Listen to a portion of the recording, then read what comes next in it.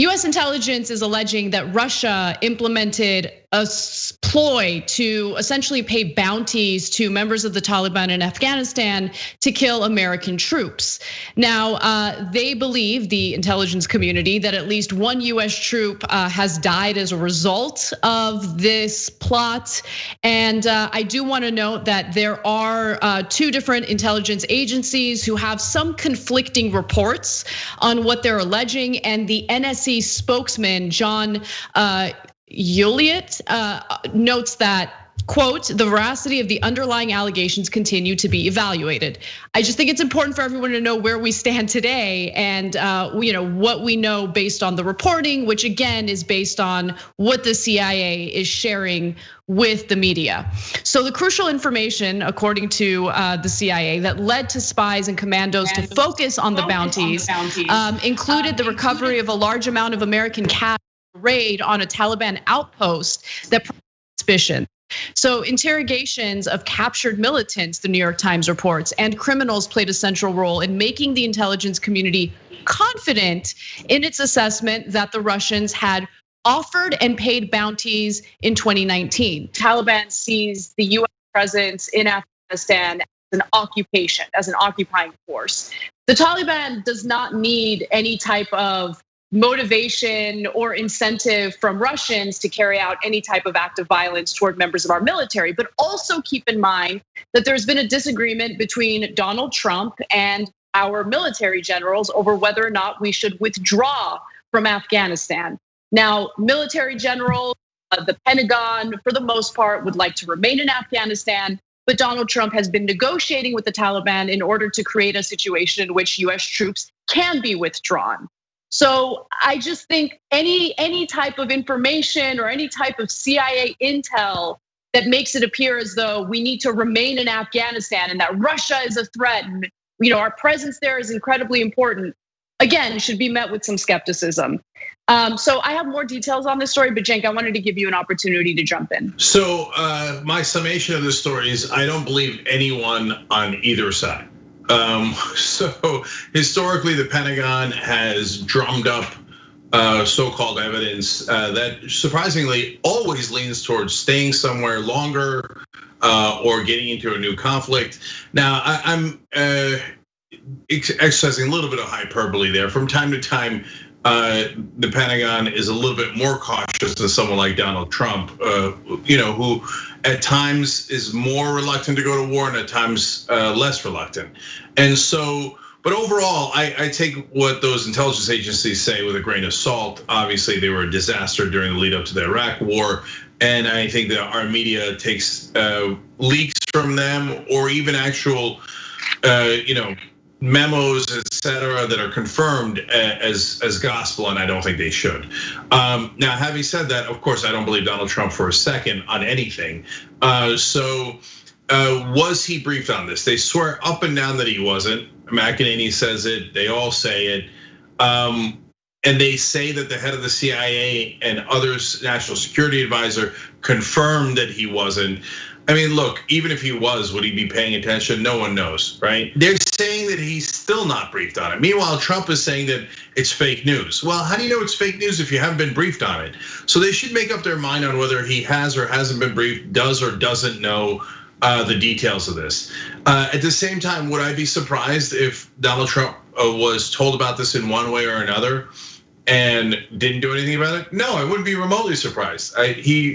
I don't think that he would, go against Russian interests under penalty of law, quite literally, and so it's nearly impossible to make heads or tails out of the story. But I'll say one more thing about policy. I want to withdraw from Afghanistan. I don't know why our troops are there, sitting like, shooting ducks in the first place, right? And then secondly. Yeah, the Taliban, as Anna pointed out, want to kill us anyway. And there's earlier reports that the Russians were sneaking in weapons to Afghanistan. Why would that be an outrage? I mean, I hate it and I don't want our troops to get hurt, but we gave the the same guy's weapons to fight the Russians when the Russians invaded Afghanistan. And we brag about it to this day, like, we killed the Russians in there, we killed their empire because we funded the Mujahideen. They had this great leader named Osama bin Laden. That was us. Oops. That's all true, by the way. He was not necessarily the leader of the Mujahideen, bin Laden, but he was definitely part of the Mujahideen. And yes, we did arm them. So I don't see how we would be outraged if the Russians were arming the Taliban. So look, I actually want to explore that a little more because I think that there is important context to be aware of when it comes to what the intelligence community is alleging. Because ever since the beginning of Donald Trump's administration, there's been this growing narrative about how Russia is working with the Taliban. Russia is arming the Taliban. Russia is funding them.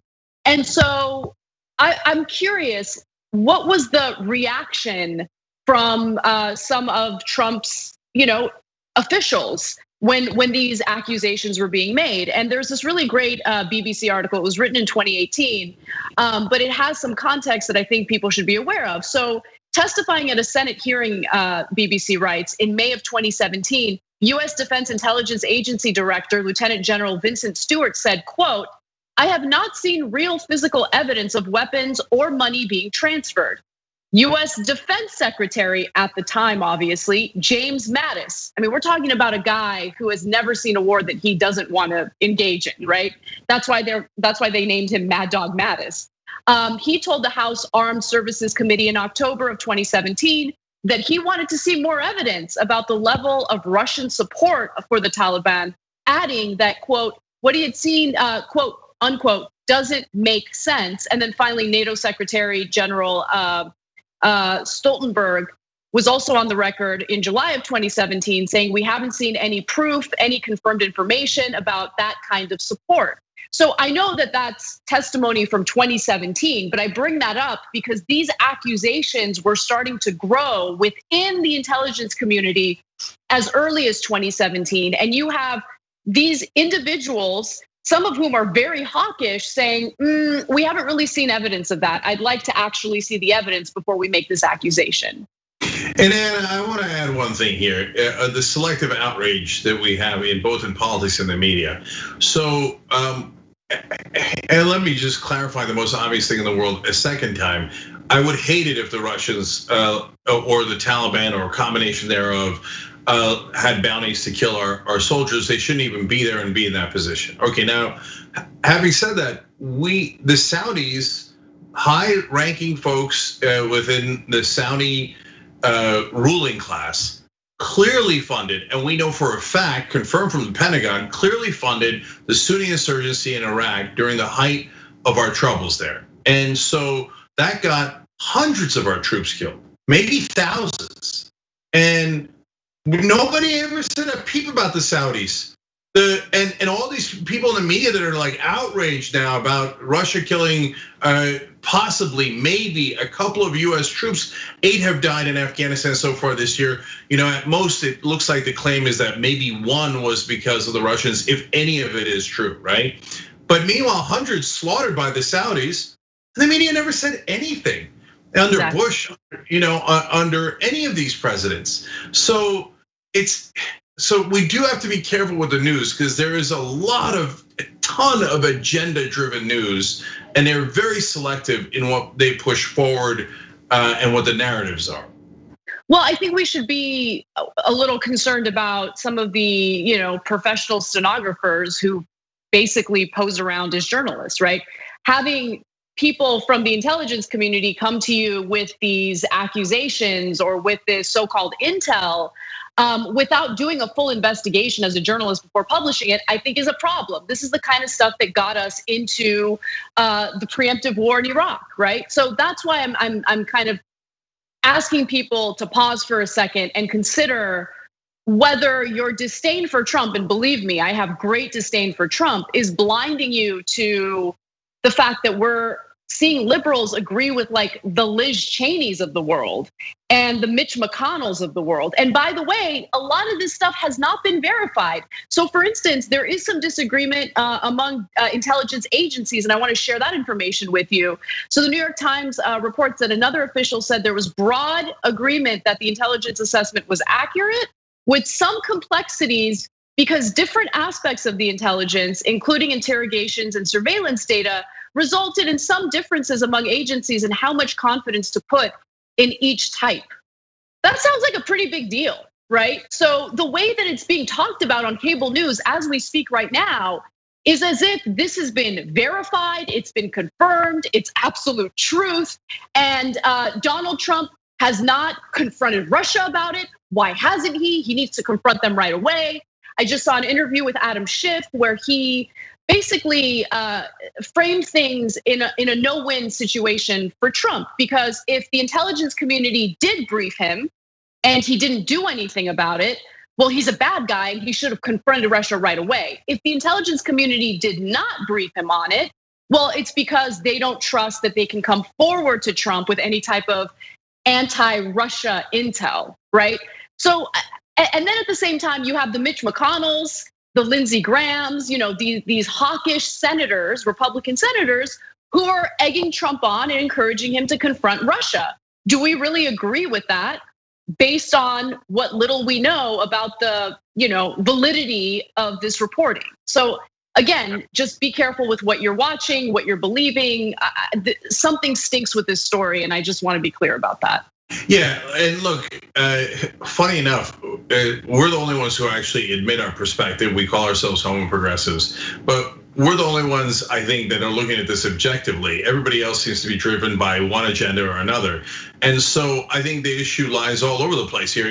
Number one, it could be that the Russians did do this. I don't think that would be that surprising.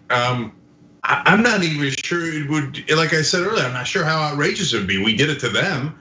And so I know, like, we're American exceptionalism, so we're allowed to kill people ad nauseum. But if anybody ever does it to us, we feign outrage. But is it also possible that Trump did get the briefing? Of course it's possible. They're pathological liars. And is it possible that he is covering for the Russians? Definitely possible. And he's covered for them on numerous occasions before.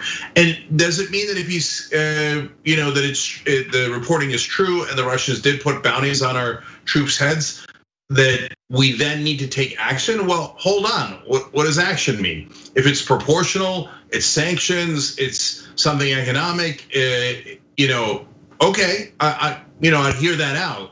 If it's to say, oh, well now, okay, since the Russians took action, we should take action by bombing them or attacking them. Well, that's mental. I don't agree with that at all, right? So it totally depends on what you mean by action. So this is a very complicated story, and there are liars all around it.